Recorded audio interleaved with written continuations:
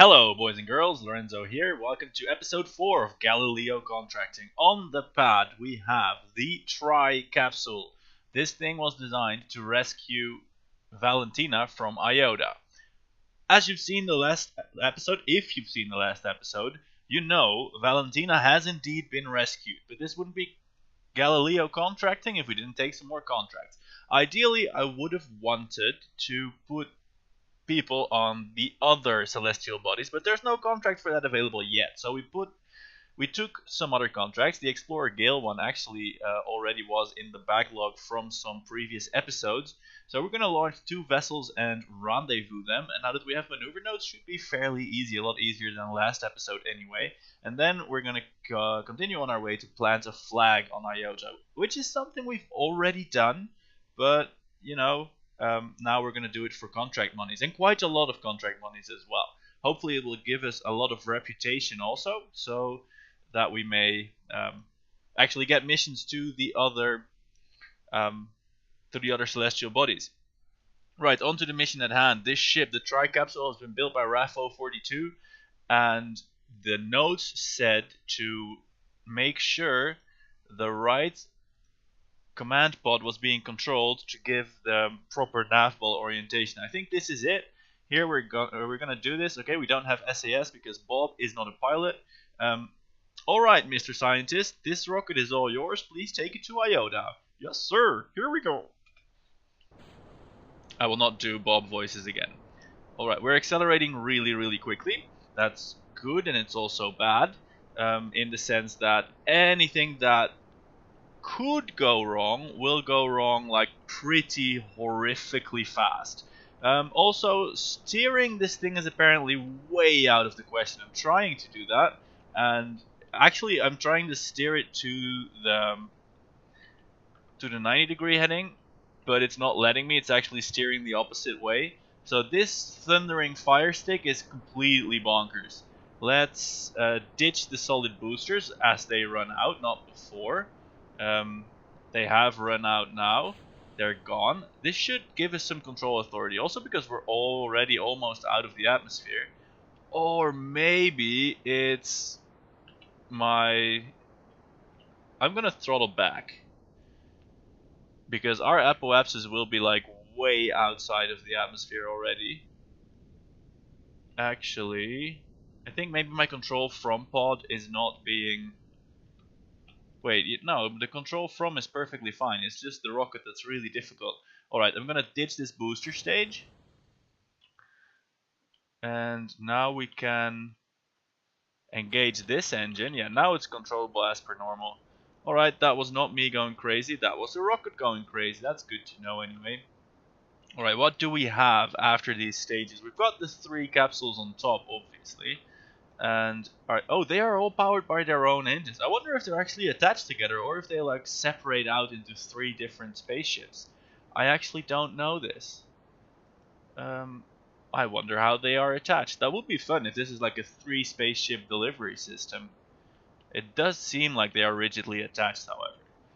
Alright, and then this is just the big booster stage. It might actually be pretty tricky to land this on Iota and plant a flag and return, depending on the delta V of this complete stack. Anyway, we're gonna try. Worst case scenario is Bob Kerman gets, well, worst case is he gets killed, but more likely worst case scenario is that he gets marooned, because let's face it, whatever weird orbit we get into around Iota, his jetpack has enough fuel for a very generous orbit establishing, so he will always be able to eject and just get into orbit using his jetpack.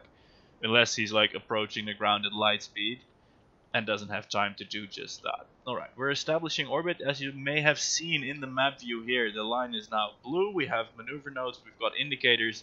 We are all instrumented up, which is great.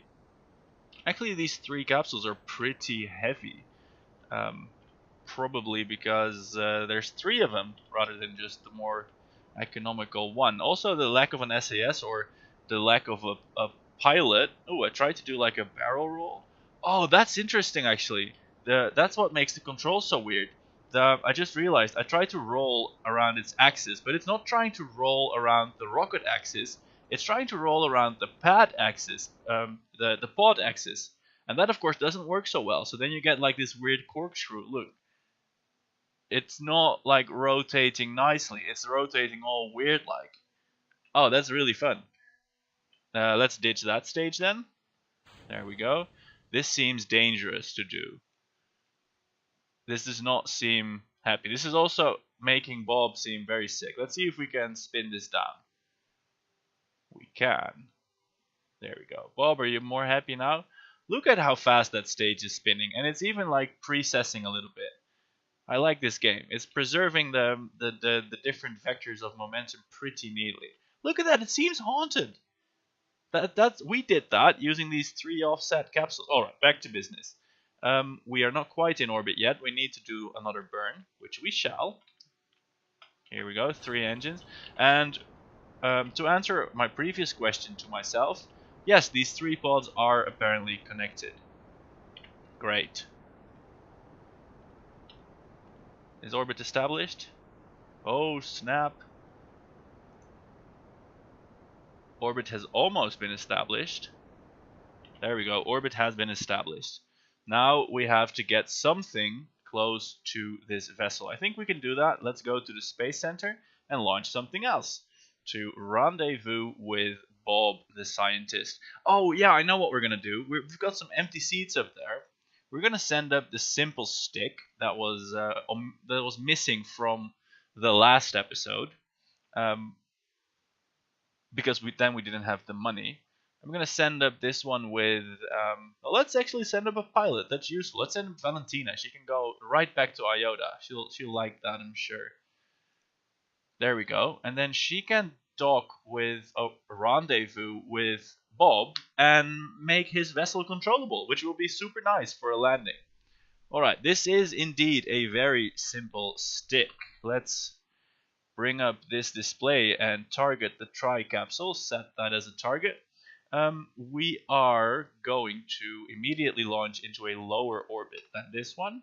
Here we go, throttling up and launching. Let's see, I'm just gonna take it on good faith that this thing has the delta V to get into orbit, otherwise it's a little bit silly. On the other hand, we still have the loopless Savorum, which will be overkill for a simple rendezvous mission, but you know, if this doesn't get it, then that probably will. I'm trying to wrench it around into a turn, which I was gonna call it a gravity turn, but it really isn't, because a gravity turn is when you like make a few degrees pitch over, and the rest of your turn like sort of happens organically thanks to the curving of your path and the gravity acting on the rocket, and that's something very different as opposed to just steering. Alright, here we go. Ooh, this is the small engine. That's not up to its proper ISP yet, but it's almost there, so that's not as bad as I thought. Oh shit, this thing has like the lowest thrust to weight ratio in the world. It really is a simple stick. I suppose our designer friend KPRR, comrade KPRR, that's just a prefix he puts on the rockets. I'm not sure what his wannabe rocket company should be called.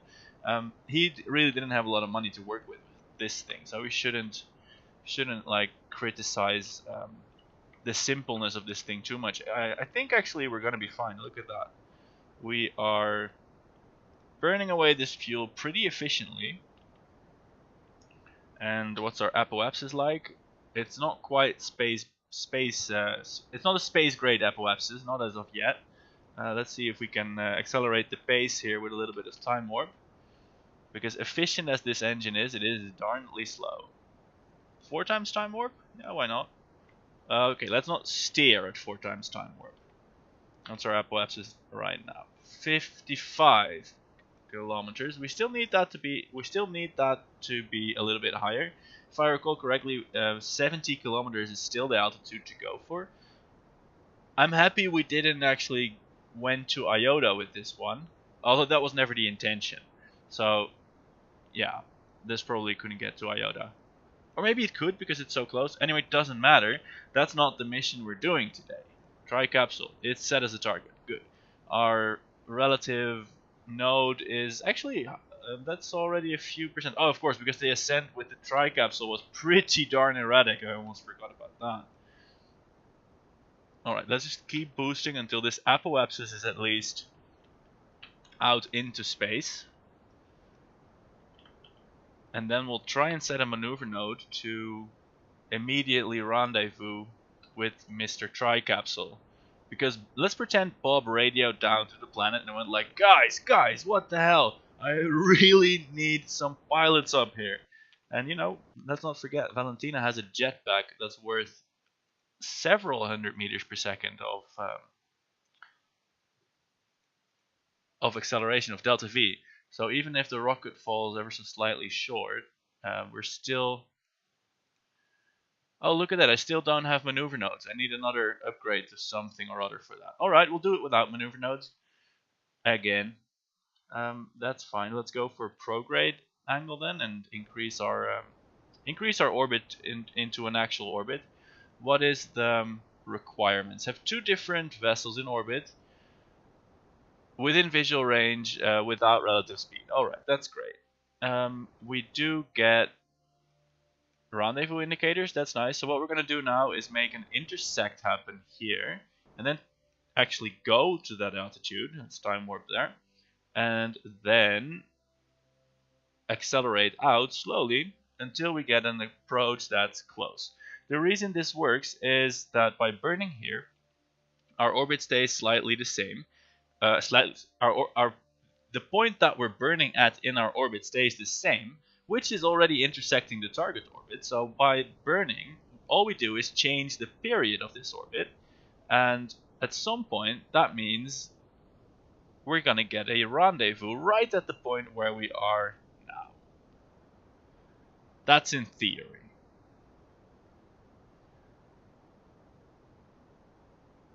And of course the indicator only works for like this orbit, so I've been wasting my time doing this, because here we are missing the orbit by a fair amount, and we still have to just eyeball it, I suppose. Anyway, we are in an orbit that's about a third larger, so we should get a fair amount of separation each time. It's actually possible to get into a thing called a resonant orbit, where the properties are such that you never actually meet, not even after infinity. Here we have a separation of 119 kilometers. That's pretty good, but not good enough for our purposes here. So now I'm going to try and burn here. Let's try a very, very small... that's target position will be behind us, so we will need to be ever so slightly slower. The problem is, though, we are now actually messing up the intercept point itself. We shouldn't be doing that. So let's undo those changes. Our separation will be 110 kilometers. You know what? We'll just go there, and then we'll match relative velocities, and then we'll creep closer from there. Let's see. I can get target relative. That's good. So I will put my heading at retrograde relative to the target, because that means I will be killing velocity relative to the target, which I'm doing now. And here, all I have to be mindful of is to not lower my orbit so far that we're gonna crash into the planet. But here we're gonna have a nice intercept, and yeah, we did actually make our orbit crash into the planet, so that's not great. We're going to go to apoapsis here and then slightly increase our orbit and hope that that doesn't actually ruin the intercept. But you know, we need to stay in space. There's no way around that one. All right, let's make our orbit prograde orbital. How are we doing on fuel, by the way? Not great, not great. We'll not have too much fuel to finish this rendezvous. Yeah, and by pushing out the orbit here, it's not going well for us. It's not going well for us. Let's push it out a little bit more. Maybe we'll get an intercept here. This is actually harder to do than I was anticipating with these with the indicators, but without the maneuver nodes. Also, I will note that compared to the last episode, which was around Iota, which is a lot easier to do this around, because even though Gale is not that big, the orbital speeds are a lot higher than they were around Iota. Alright, so our intersect here is 400 kilometers. That's me behind that, so I need to speed up. The problem is I can't, because if I speed up, I crash into the planet. So I'm going to accelerate, so I slow down, yay orbital mechanics weirdness, and try this again sometime later. Let's see if we get some kind of nice... Wait, why can't I time warp fast? Let's just time warp for several times. Yay, my speech is so elegant. Let's time warp for several times, guys. Let's do that. And let's run into the time warp barrier. See, we have a nice degree of change, I reckon. See, now it's getting there, and then next turn it will be there, and then the others. Then after that, we may get somewhere close to a rendezvous. And remember, we still have the tri-capsule to steer with as well. But ideally, we want to use that for the actual mission to Iota. You know, the interesting bit.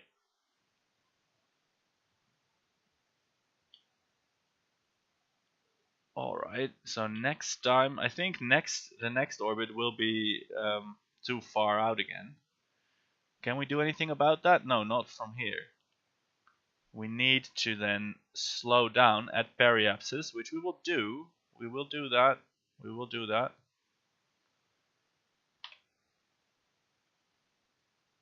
Let's orient retrograde. Let's make the markers switch, please.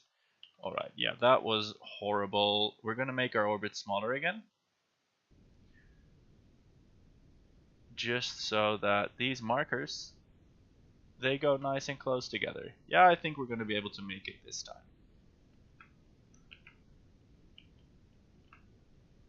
Tweaking the engine. Yeah, that's a separation of 2.5 kilometers with a 133 meters per second speed differential. Our fuel is also almost gone, but I think 100 meters per second is in the cards, and then we can finish up the rendezvous with the tri-capsule and cashing that contract. So yeah, let's get to it.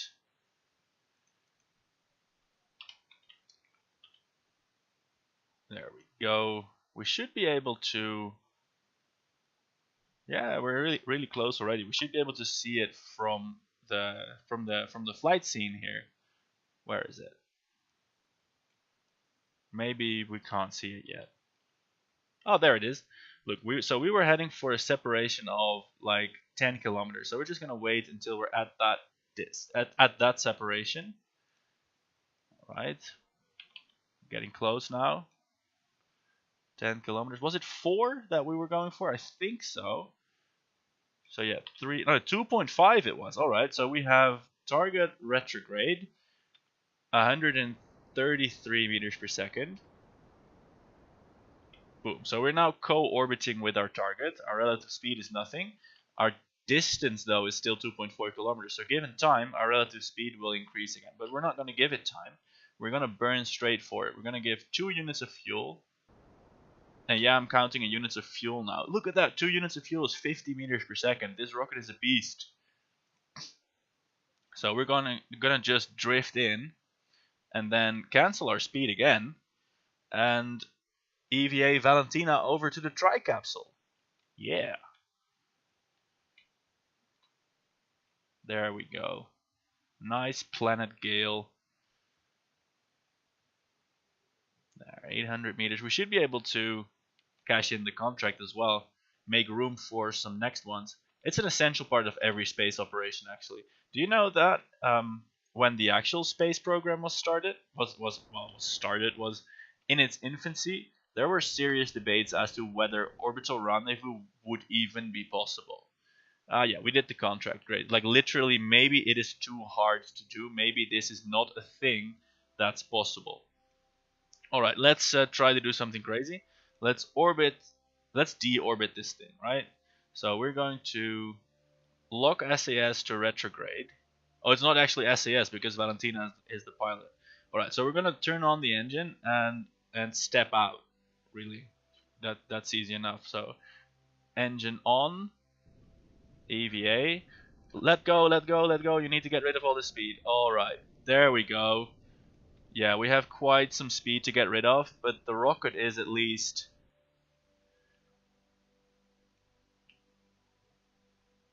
So yeah, alright, we're approaching the tri-capsule. We can turn around and look at this rocket. Is it still burning away? Yeah, it is.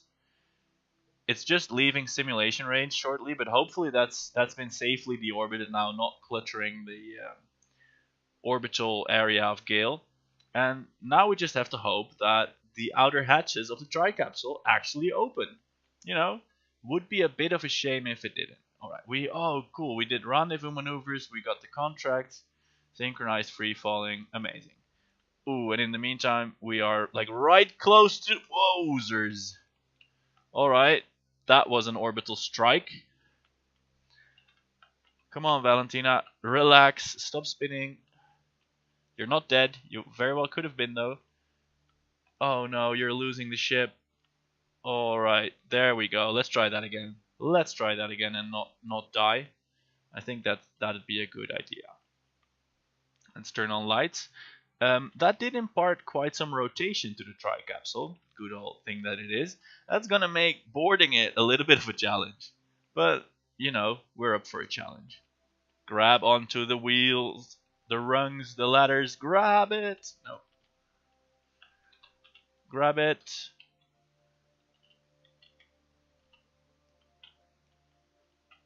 I could go into that ship and stabilize it. No, because Valentina is the pilot. There is no SAS module on it. Alright, it's all fun and games until we're out of EVA propellant. Then we're gonna have to get serious. Board, grab! Yeah, she grabbed it. Board it. Awesome, we have 2 people in this thing. Alright then, let's put this in a prograde direction. Let's not forget we do have pilot control now. Oh, what's that? A crew transfer. Yes, we did. It was even intentional. Alright, let's set our target for Iota. We're going to plant a flag on that. We should be able to do that just fine. Thank you very much. Alright, we're about at its ascending node. Should be good. A little bit of time warp so we can actually see it over the horizon. I think that's it there. Yeah, we can see it. Alright, let's ignite our rocket engines. Delta V is pouring in. That is wonderful. And we'll just observe here from the map view. Now, it has occurred to me that we can probably just like slow down with the ship in orbit, in a low orbit, stop the ship, dump out a Kerbal, reinsert the ship into orbit, and then land the Kerbal on the jetpack, leaving enough jetpack fuel to repeat the trick. But that actually, we already did that last episode, so we're not going to do that. We're going to try and just properly land this thing. There we go. Let's try if we can get a nicer intercept, but really it doesn't matter. Actually, we'll warp to the ascending node, and then we can make our approach nicer. Come on, give us more time warp, man. More time warp. There we go. I really want to go to SETI as well. Please give me a contract to go to SETI. Regardless of the contract in the mission control screen, that's what we're going to do next episode. Go to SETI. I feel like that is a good place to go. I really wonder how this thing will hold up under re-entry conditions. 3 pods, are you shitting me? We will get to that bridge when we get to it and cross it then. Alright, stability assist. We shall tweak our noding, our ascending nodes. There we go, it's reducing. It's now the other way around. Let's go retrograde slightly. See if we can get our orbit to be a little bit... What? Are you telling me we're out of fuel? It's telling me we're out of fuel. That's not great.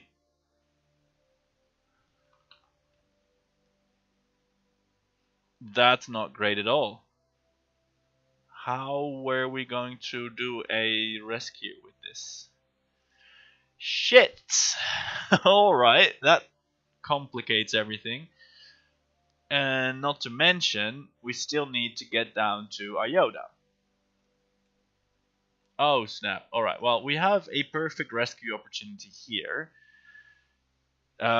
Let me tell you what the challenge for the next mission is.